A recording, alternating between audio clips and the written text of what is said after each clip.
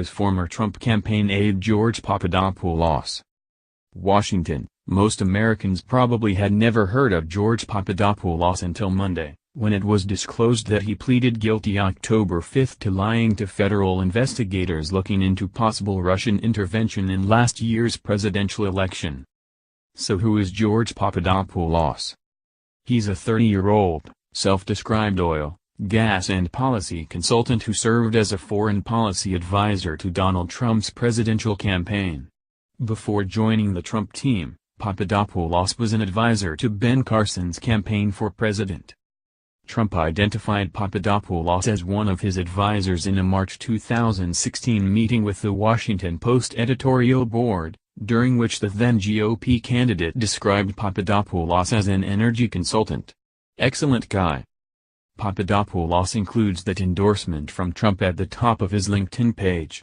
He also notes that Carson, now Trump's Secretary for the Housing of Department and Urban Development, called him a distinguished individual.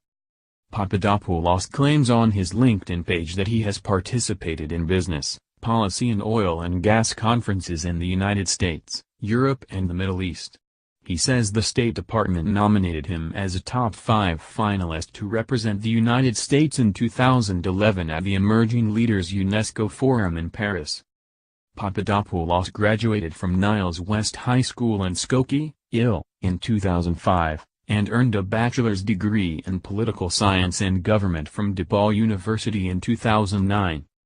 He went on to earn a master's degree in 2010 from the University of London, where his dissertation focused on the deleterious effects of low governance and state capacity levels in the Middle East. Later, he was accepted into the London School of Economics, where he worked on a second master's degree in international political economy. He says he speaks Arabic, English, French and Greek and worked for 4 years as a research assistant to the Hudson Institute, a conservative think tank based in Washington. The Hudson Institute, however, said in a statement Monday that its records show that Papadopoulos started there as an unpaid intern in 2011 and provided research assistance on a contractual basis to one of its senior fellows. Mr. Papadopoulos was never a salaried employee of Hudson Institute. "We have had no relationship with him since 2014, and it would be inappropriate for us to comment on legal proceedings of which we have no knowledge and to which we are not a party," the statement said.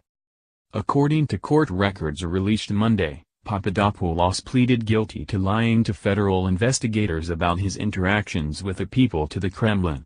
Papadopoulos admitting having contacts with a Russian who promised dirt on then-candidate Hillary Clinton in the form of thousands of emails, and urging campaign officials to meet with Russian officials.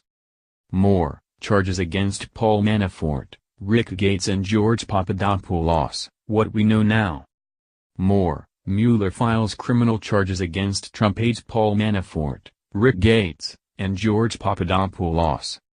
More, after Paul Manafort indictment, Trump points finger at Hillary Clinton. More, who is Paul Manafort? More about Trump's indicted former campaign chairman.